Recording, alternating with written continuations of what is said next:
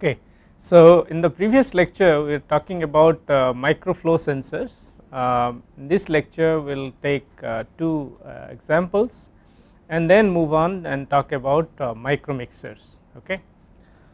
So, first let us consider this example on micro flow sensor. So, we are talking about a differential pressure flow sensor that we would like to develop, and that is as shown in the figure here, and each of the pressure sensors is made of circular silicon membrane. So, this is the circular silicon membrane with a radius of 2 millimeter as shown here.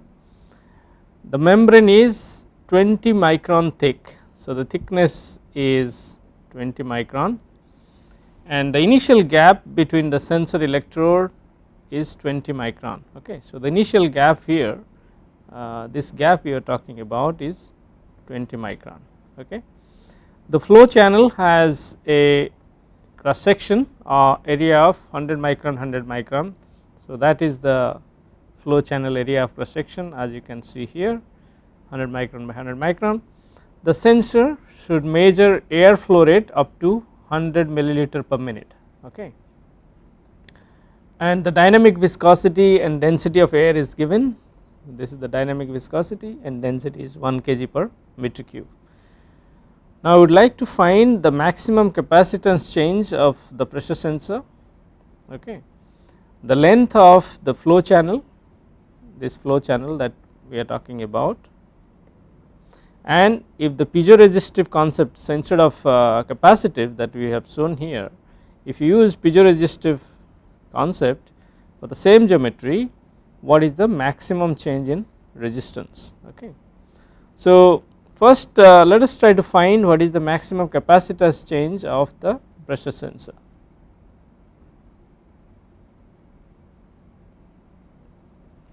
Okay. So, we make an assumption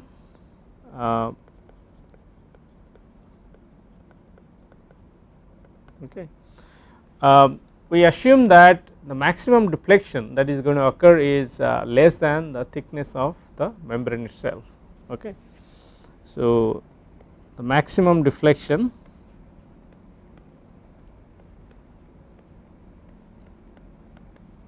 is going to be less than the membrane thickness.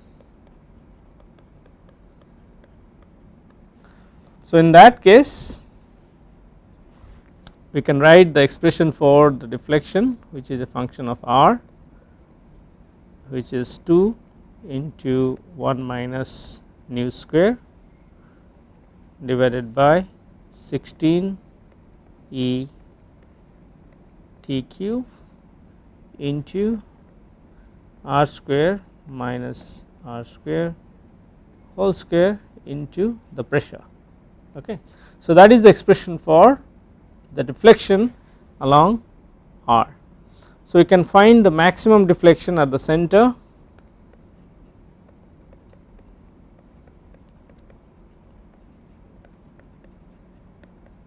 So, that is y equal to r equal to 0.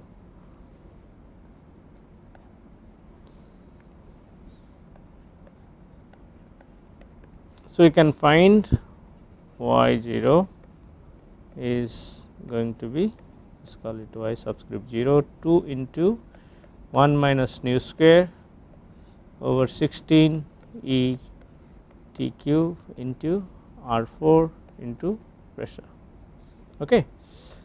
So, for this case, so from there we can find the maximum pressure that the sensor can work with. So, you can find P max is going to be y0 into 16 E t cube 2 into 1 minus nu square into r4. Okay. So, we can find 20 into 10 to the power minus 6 is the maximum deflection. So, that is the maximum gap into 16 170 into 10 to the 9 is the Young's modulus of silicon into thickness is 20 micron, 20 into 10 to the minus 6 cube divided by 2 into 1 minus 0.25 is the Poisson's ratio square into 2 into 10 to the power minus 3 is the radius into the power 4. So, you can find the pressure to be 9671 Pascal. Okay. So, that is the maximum pressure that the sensor will work with. So, you can find the capacitance change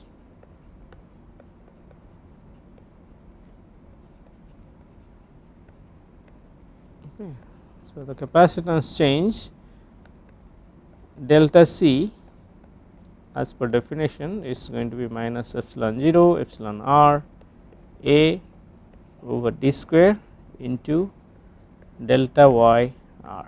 Okay. This is a change in the deflection. Now, if we integrate this equation, so we integrate along the radial direction r and over 360 degrees, okay, the azimuthal direction, then we can find the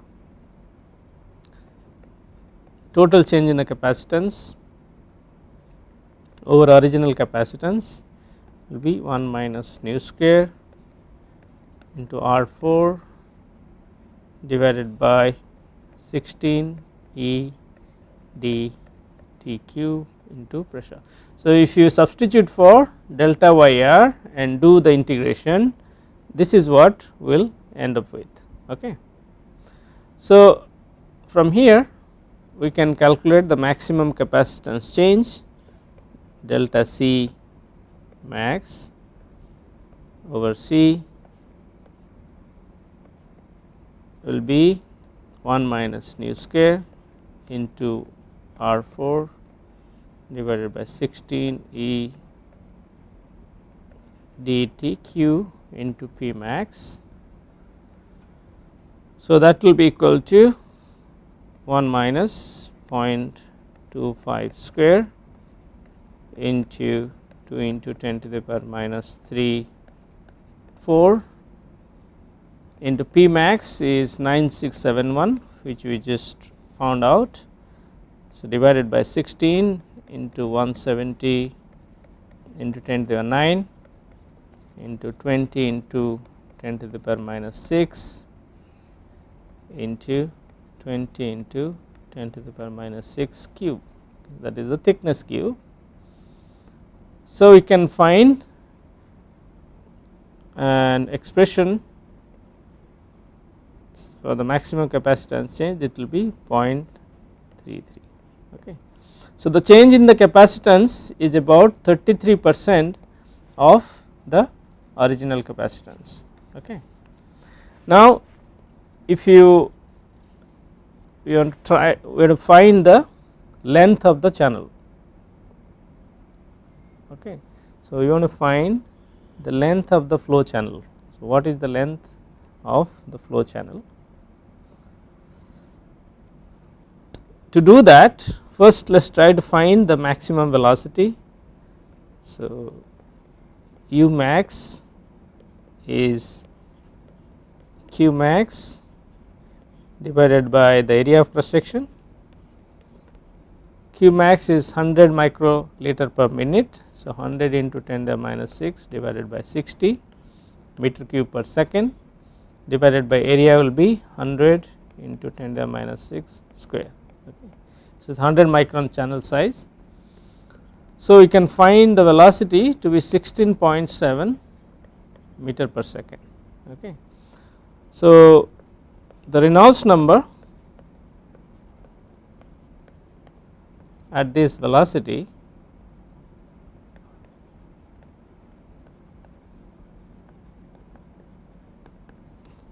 Reynolds number Re max is going to be U max hydraulic diameter density divided by eta viscosity.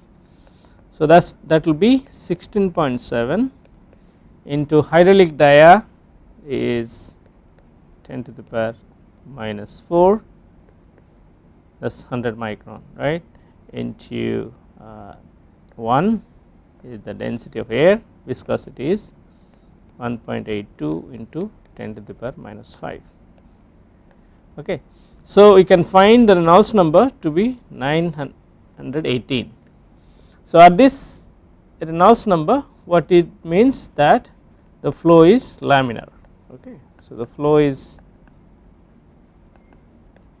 laminar, and so in that case we can write delta P the pressure drop will be F Re into eta UL divided by 2 ds square.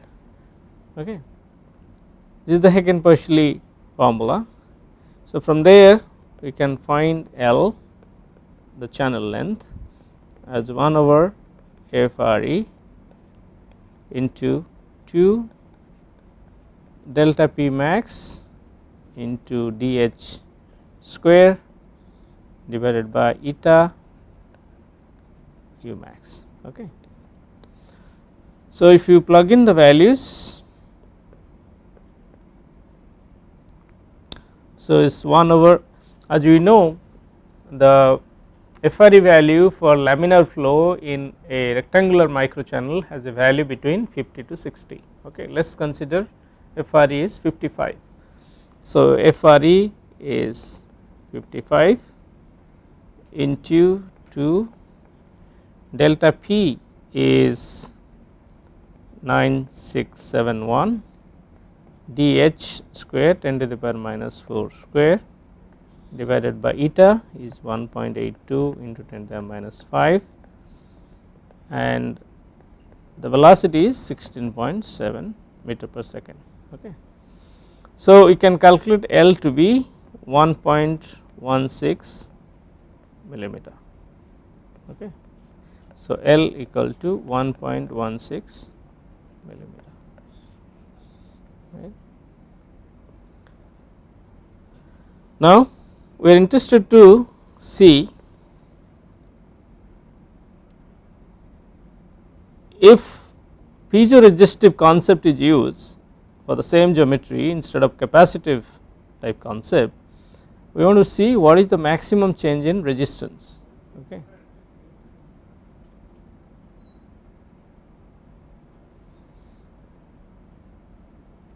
So, we would like to see if piezoresistive concept used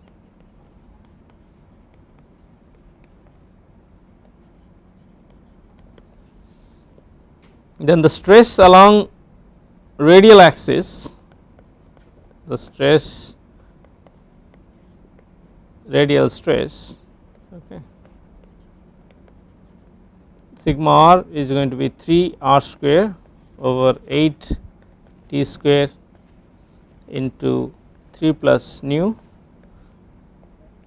x square over r square minus 1 plus nu into pressure. So, that is the formula for the radial stress in the membrane. So, we can find the maximum stress sigma max, which will be 3 r square over 8 t square into p. Okay. So, here we can say it is 3 into 2000 square, right, divided by 4 into 20 square. So, this is 2000 micron, which gets cancelled. So, 10 to the minus 6 gets cancelled with the 20 micron in thickness. Okay. So, 2000 square divided by 20 square into the pressure is 9671 So, you can say this is 7253.25 into 10 to the power 4 Pascal. Okay. So, we can find the strain which is going to be maximum at the edge of the membrane. So, at membrane edge. So, let us call it phi max will be sigma max divided by E over 1 minus nu. Okay. So, that will be 7253.25 into 10 to the power 4 divided by 170 into 10 to the 9 is E divided by 1 minus 0.25. Okay. Poisson's ratio nu is 0.25. So, we found that 32 into 10 to the power minus 5, right. So, knowing the strain, we can find delta R over R.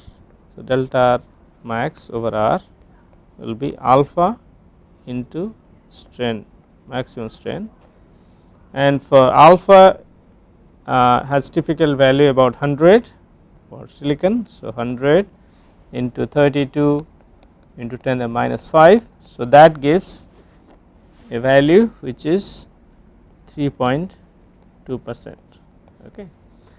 So, if you compare the change in the resistance over the original resistance, which is about 3.2%, with the change in the capacitance over original capacitance, which is 33%. So, this is less by 10 times compared to the capacitive type. Okay. So, now let us take on the second example problem, which is on a drag flow sensor. Okay.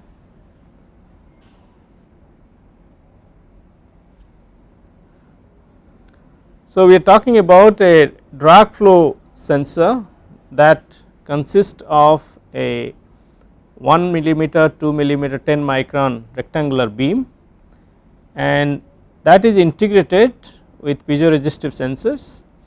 Water flow passes through a gap on the tip of the beam as you can see here, and the gap has a hydraulic diameter of 100 microns. So, there is gap around this the beam, and water is fed into the sensor by a circular tube of diameter 400 micron. Okay. And we are interested to determine the resistive change of the sensor at a volume flow rate of 1 microliter per minute. Okay. So, first we find out the average velocity of the beam tip, average velocity at the beam tip, okay, average velocity of water at the beam tip. So, U would be 4 q divided by pi dh square. Okay. This flow rate, hydraulic diameter. So, 4 into 10 to the power minus 9 divided by 60 divided by, so this is in meter cube per minute, and the minus 9 meter cube divided by 60 meter cube per second, pi into 10 to the power minus 4 square. So, this is going to be 2.1 into 10 to the power minus 3 meter per second. So, at such low velocity, the Reynolds number is going to be small. Okay. So, Reynolds number is going to be small. So, as a result of that, the quadratic term in the drag force equation will be negligible. So, the quadratic term is negligible. Okay. So, we discussed that the total drag force will be a combination of the linear term and the quadratic term. The linear term is dominant at low Reynolds number and the quadratic term is dominant at high Reynolds number. So, since here the Reynolds number is low, the quadratic term is negligible. Okay. So, we take the linear term. So, the expression for the force is C1 L eta into U. Okay. Now, so you can write C1 is 16 for a circular obstacle. So, this is 16 for circular obstacle. So, the characteristic length L is 400 micron, that is the obstacle size, into eta. Eta is 2.1 into 10 to the power minus 3, sorry, that is the viscosity of water. Eta is viscosity of water, which is 10 to the minus 3, and the velocity is 2.1 into 10 to the minus 3. So, the force is 13.44 into 10 to the power minus Newton, 9 Newton. Okay. So, we can find the stress on the beam surface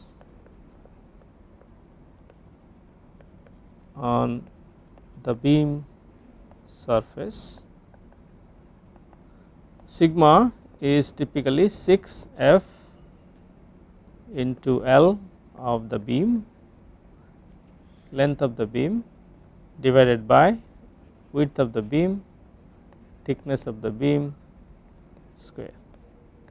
Okay. So, you can find that 6 into 13.44 10 to the minus 9 into 2 into 10 to the minus 3 divided by 10 to the power minus 3 10 to the power minus 5 square. So, that is about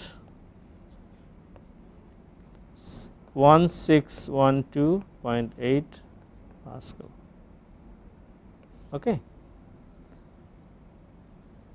So, with that we can find the change in the resistance over original resistance, which is alpha into the strain. So, alpha into sigma over E is the strain. So, alpha has a value of 100 for silicon. So, 100 into 1612.8 divided by 170 into 10 to the power 9, which will be equal to 10 to the power minus 5. Okay. So, the change in the resistance over original resistance is 10 to the power minus 5. So, that is what we want to find out, that determine the resistive change of the sensor.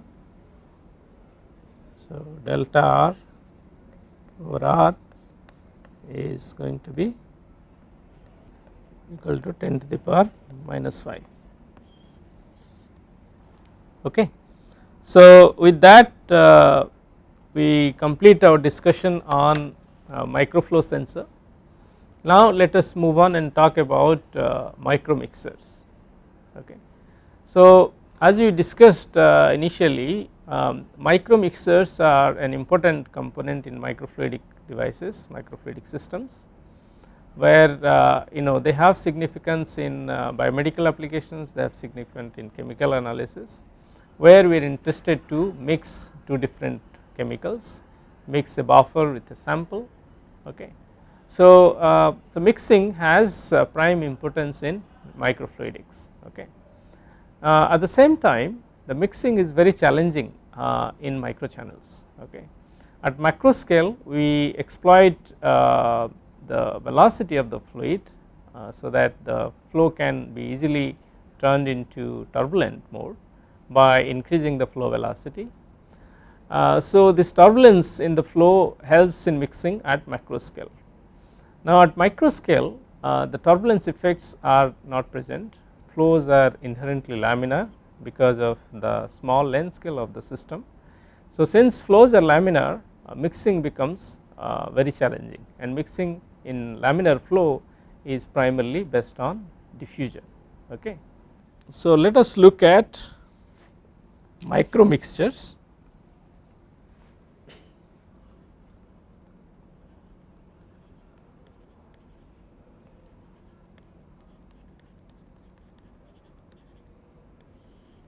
Okay.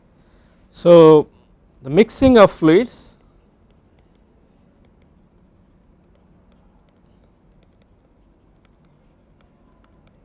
have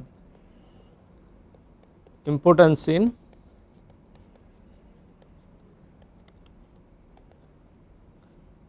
biomedical,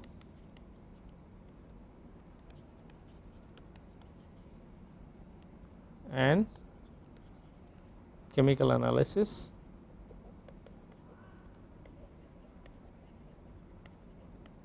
Okay. In at macro scale,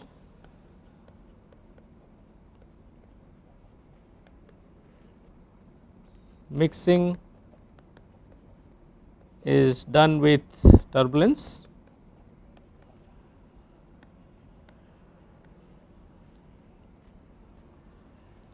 Now, at micro scale,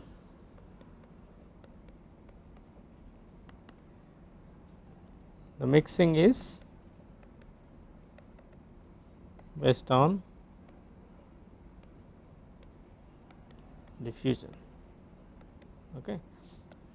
This is mainly based on diffusion. In some cases, advection also plays a role. Now, if you look at here, why mixing becomes challenging at micro scale. Here we are injecting different colored dyes at different inlets, and in the micro channel these colored dyes remain as it is, they do not interact with each other better because of the low Reynolds number, okay, because of the low RE, and since flow is laminar they do not interact much, and the only mode they can mix is through diffusion. Okay.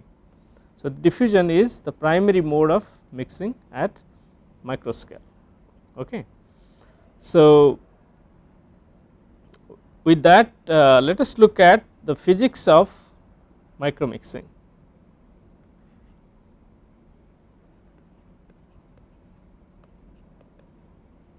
Physics of micromixing.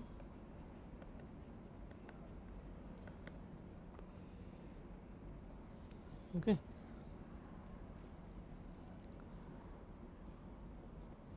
Now, the mixing of two fluids in a microchannel is purely based on the fixed law of diffusion. Okay. So, the mixing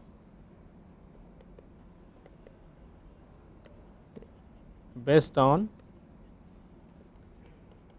fixed law of diffusion, which states that phi, which is the mixing rate, will be minus d into the concentration gradient. Okay.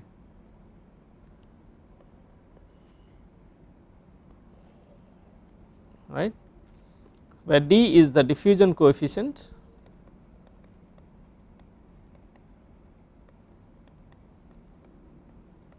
we will see what are the typical values of diffusion coefficients for different materials. Del C over del X is the concentration gradient. Okay. Now, this diffusion coefficient is a fluid property, and an expression for the diffusion coefficient has been derived by Einstein. Okay. So, the diffusion coefficient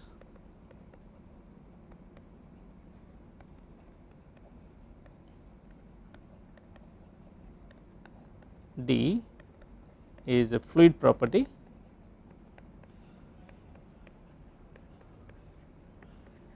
okay, and it was given by Einstein. So, D is RT divided by F into Na,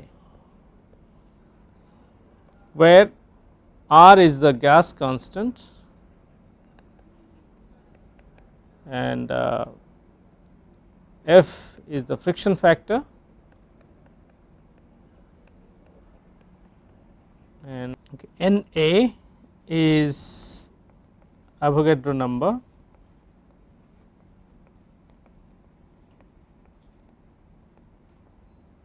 okay. So, now at constant temperature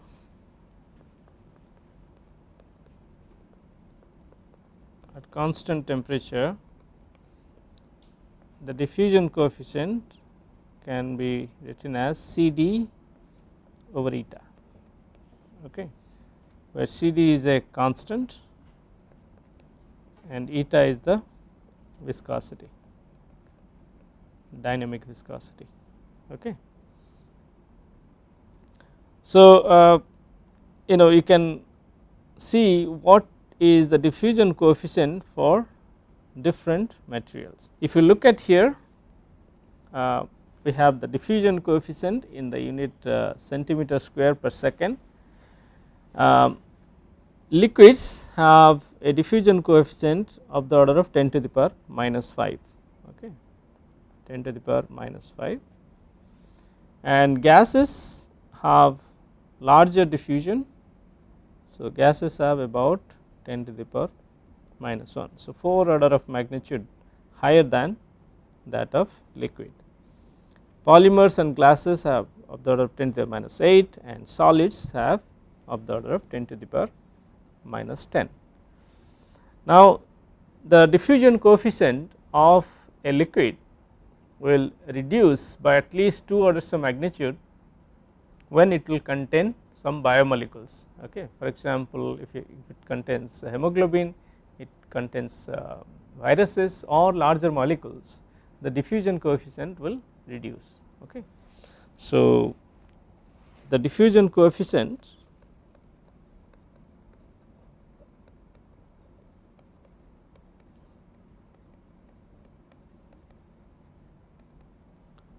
of solutions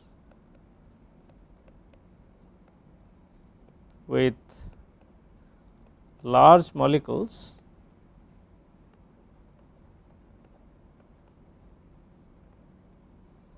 such as hemoglobin, viruses, will have 2 orders of magnitude lower, okay. So, 2 orders of magnitude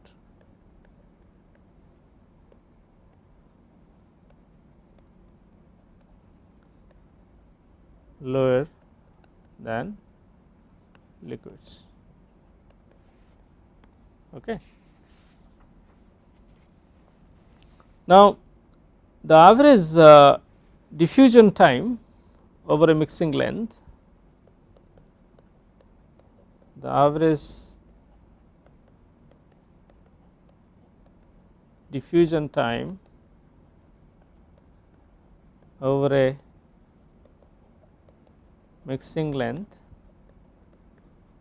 let us say there are 2 fluids and so this is fluid 1, this is fluid 2, they are trying to mix, and this the channel width is W, then we would see that the average diffusion time over a mixing length would depend on what is called Fourier number, okay. And the Fourier number is defined as the Fourier number,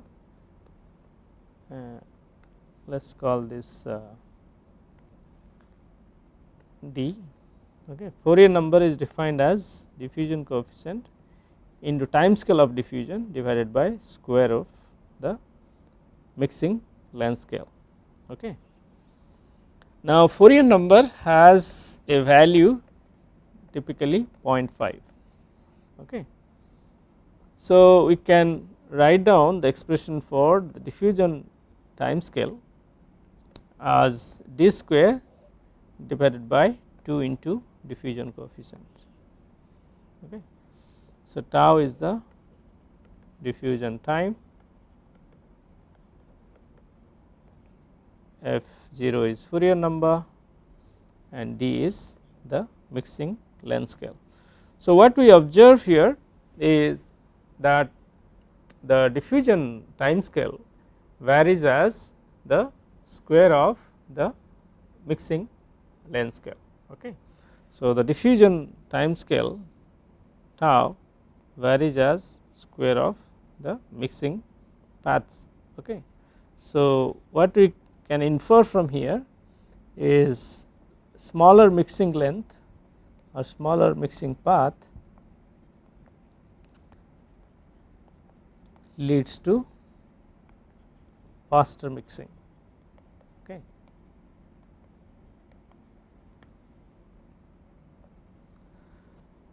And if channel size, so this is what we can conclude, right. Now, if the channel size is very small, let us say of the order of nanometer, and we are talking about gas at very low pressure, the gas molecules will collide with the channel wall quite often as compared to the intermolecular collision.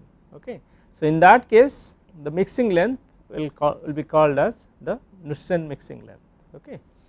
So, channel size is very small,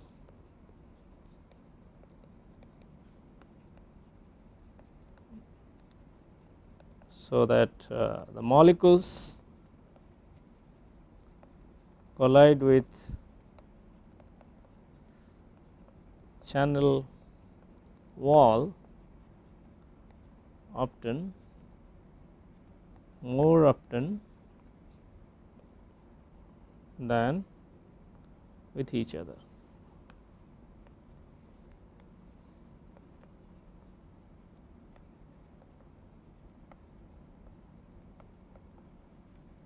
Okay. So, in that case, so this will be called as Knudsen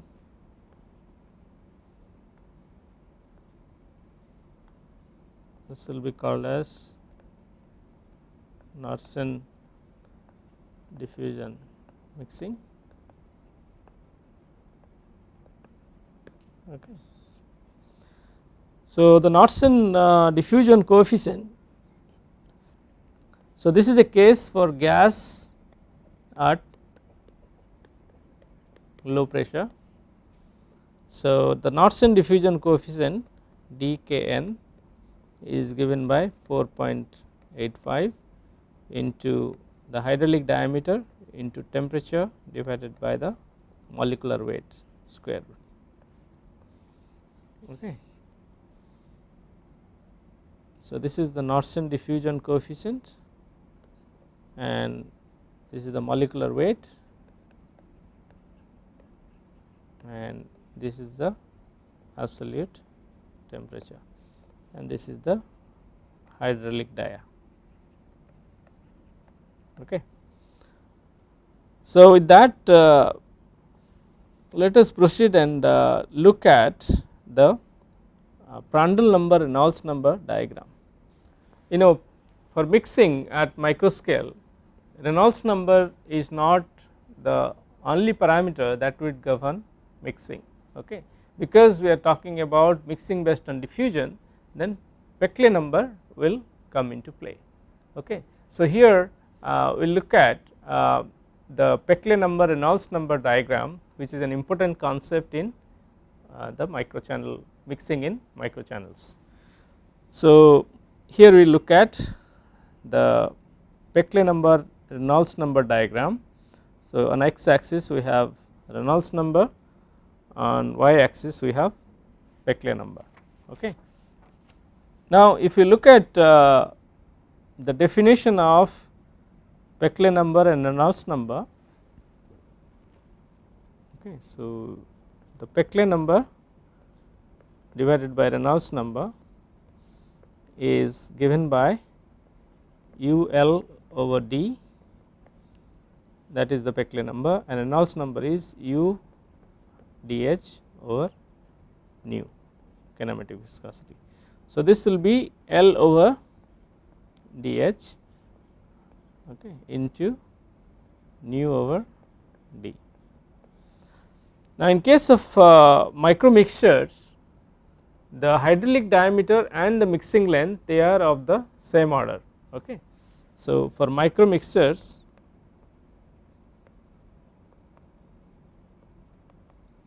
L and of the order of dH. Okay. So, what it means is that the Peclet number over Reynolds number is varying as nu over D. Okay. Now, for liquids, the kinematic viscosity is of the order of 10 to the power minus 6 meter square per second. Okay. And the diffusion coefficient, as we just saw, it is of the order of 10 to the power minus 9 meter square per second. So, we saw this as 10 to the power minus 5 centimeter square per second, which translates to 10 to the minus 9 meter square per second. So, nu over D, so the Peclet number over Reynolds number, which is nu over D, will scale as 1000 times the, so this will be 1000. So, the Peclet number will be 1000 times the Reynolds number, and this is for liquid. Now, for gases, the kinematic viscosity for gases is about 10 to the power minus 5 meter square per second, and the diffusion coefficient is 10 to the power minus 1 centimeter square per second. So, that is 10 to the minus 5 meter square per second. So, you can see that the Peclet number over Reynolds number will be of the order of 1. Okay. So, Peclet number will be of the order of Reynolds number for gases, and the Peclet number will be 1000 times Reynolds number for liquids. So, with that understanding, if you look at the P-RE diagram, then we can see that for gases P is about RE. So, this is the line which governs the mixing of gases in microchannels. Okay.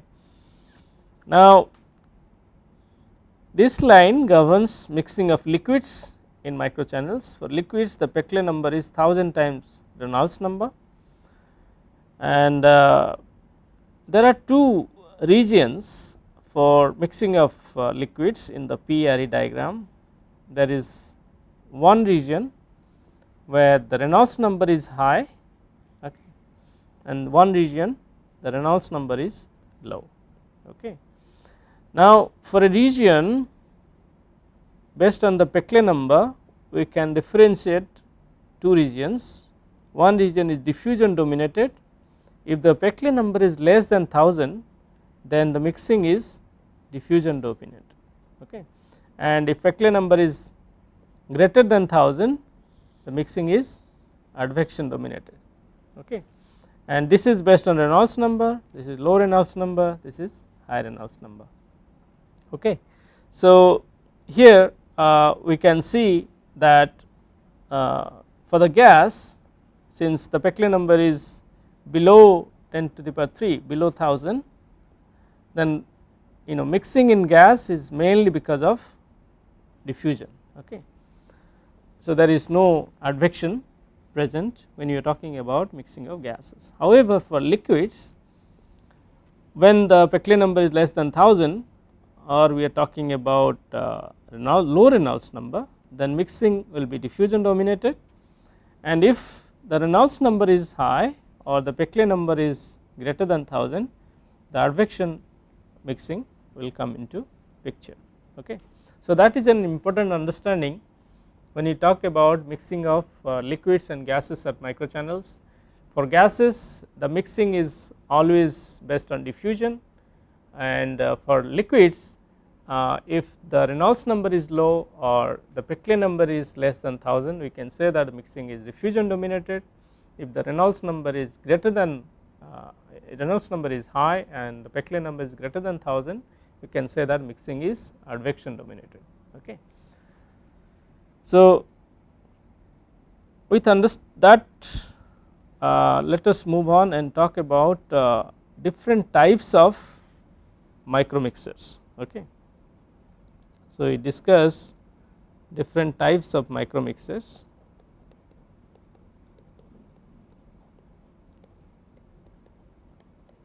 Different types of micromixers.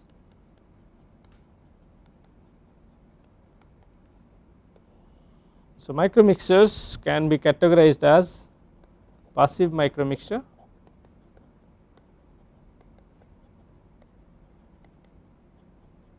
okay, and second active micromixers.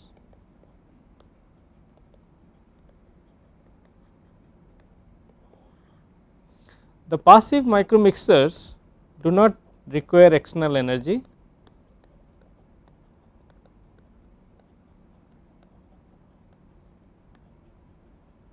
and they are simple. Active micromixers requires external energy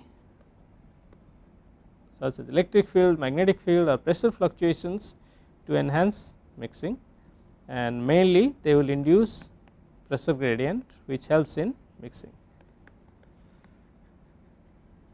Okay.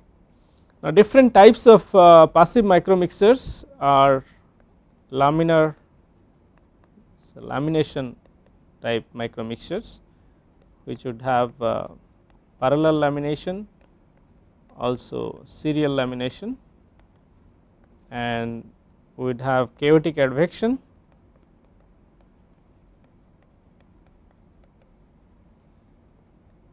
we would also have injection type, where one sample will be injected into the second sample for mixing. In active micromixers, we would have pressure driven, thermal, then electrohydrodynamic, magnetohydrodynamic, and acoustic. Okay. So, these are different types of active micromixers.